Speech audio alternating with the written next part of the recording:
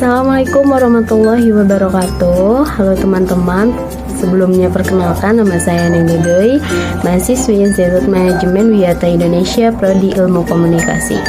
Nah, tujuan saya membuat video ini untuk memenuhi tugas mata kuliah Bahasa Indonesia di semester 1. Di sini saya akan menjelaskan 4 materi dasar bahasa Indonesia. Yang pertama, hakikat bahasa Indonesia.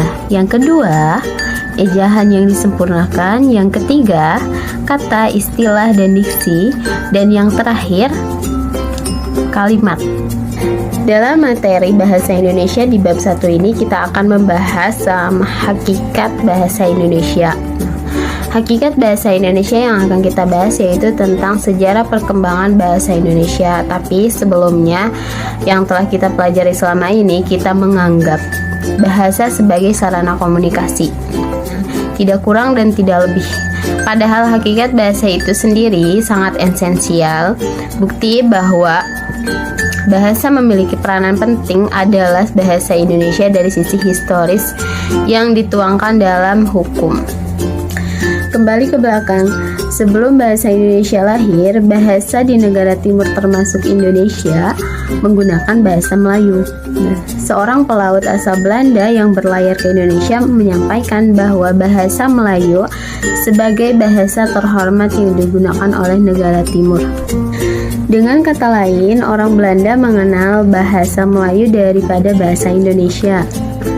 Dan juga jika dilihat dari sejarah bahwa raja-raja terdahulu yang pernah menempati wilayah-wilayah Indonesia, kebanyakan dari mereka menggunakan bahasa Melayu.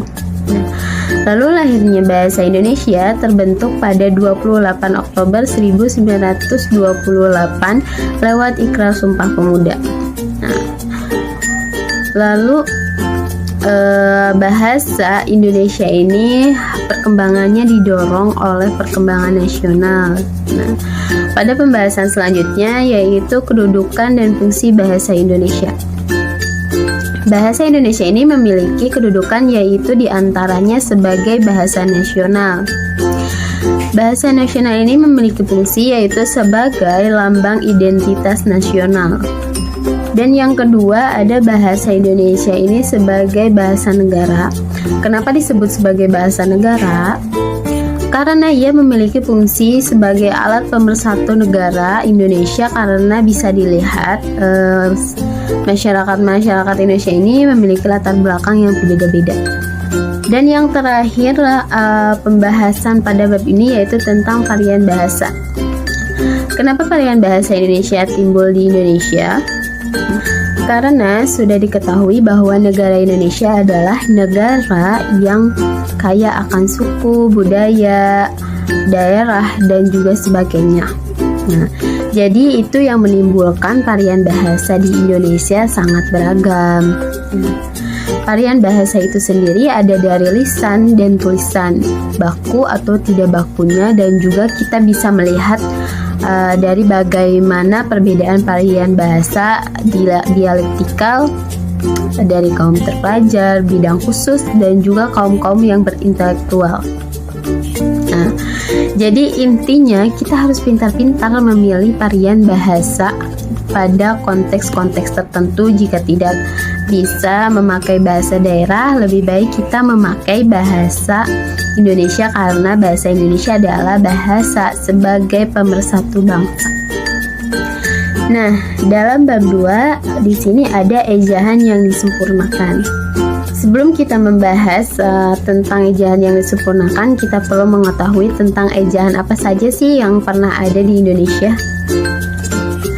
Yang pertama itu ada ejaan Van Ophuijsen, yaitu ejaan yang menggunakan huruf J menjadi Y. Contohnya itu seperti yang, tapi ditulisnya jang. Atau juga ada seperti itoe menjadi itu. Nah, yang kedua ada ejaan dari Swendi. Nah, ejaan Swendi ini mengubah huruf OE menjadi U.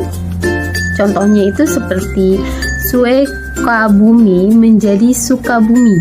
Nah, dan juga ejaan ini memperbolehkan kita menggunakan angka 2. Nah, setelah kata-kata yang berulang, jadi contohnya itu seperti berjalan-jalan, itu ditulisnya itu bisa jadi seperti ini. Nah, jadi penggunaan kata 2 pada penulisan berjalan-jalan, jadi ada angka 2-nya gitu, jadi nggak perlu ditulis 2 kali gitu, jadi cukup menggunakan angka 2. Yang selanjutnya itu ada ejaan Melindo atau Melayu Indonesia. Nah, ejaan ini sudah disepakati pada tahun 1959. Yang terakhir yaitu ejaan yang disempurnakan. Ejaan yang disempurnakan adalah tata bahasa dalam bahasa Indonesia yang mengatur penggunaan bahasa Indonesia dalam bentuk tulisan. Artinya, semua kata atau kalimat harus diatur sedemikian rupa yang sudah disempurnakan untuk membuat sebuah karya tulis menjadi sempurna. Nah, selanjutnya dalam ejaan yang disempurnakan memiliki komponen-komponen tersendiri, yaitu pada pemakaian huruf, contohnya seperti huruf abjad, kapital, diftong, huruf vokal, miring, tebal, dan konsonan. Ada juga pada penulisan katanya, ada kata dasar, kata berimbuh, angka, dan bilangan, dan ada juga singkatan dan akronim. Nah, dan dapat pula kata ganti, contohnya seperti kata buku yang menjadi bukuku, bukumu, dan buku kau. Dan yang selanjutnya itu ada penulisan unsur serapan. Penulisan unsur serapan ini ada 2 macam, yaitu yang pertama, unsur serapan itu sebelum sepenuhnya diserap pada pengucapan, dan yang kedua itu unsur serapan tidak memenuhi kaidah bahasa. Nah, memasuki bab 3, kita akan membahas seputar kata, istilah, dan diksi. Yang pertama ada kata. Kata adalah satuan terkecil yang mengisi salah satu fungsi dan sintaksis dalam suatu kalimat. Yang kedua itu ada istilah. Istilah itu adalah kata atau gabungan kata yang memiliki makna khusus sesuai pada rendahnya. Dan yang ketiga itu ada diksi. Diksi adalah kata pilihan untuk memberikan makna suatu dengan keinginan si penulis. Jika si penulis ini salah memilih isi, maka pesan yang akan disampaikan oleh sistem ini tidak akan tersampaikan. Nah, yang selanjutnya pada pembahasan ini ada makna konotatif. Makna konotatif adalah makna yang menyimpang arti dari arti yang asalnya. Contohnya itu seperti mengkambing hitamkan. Makna konotatif ini hampir mirip sama majas, tapi berbeda dengan majas. Yang kedua itu ada makna denotatif. Nah, makna denotatif ini adalah makna dasar atau umum yang orang lain itu tahu makna tentang arti dari makna itu sendiri. Nah, itu pembahasan dari bab 3. Sekarang kita akan beralih ke bab 4. Jadi di materi bab 4 ini kita akan membahas mengenai kalimat.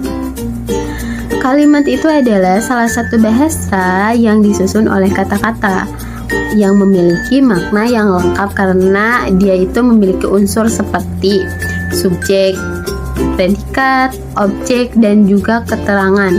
Nah, kalimat juga disebut sebagai kalimat tunggal, kalimat yang hanya terdiri dari satu klausa dan juga memberikan suatu makna yang utuh, dan juga ada kalimat majemuk.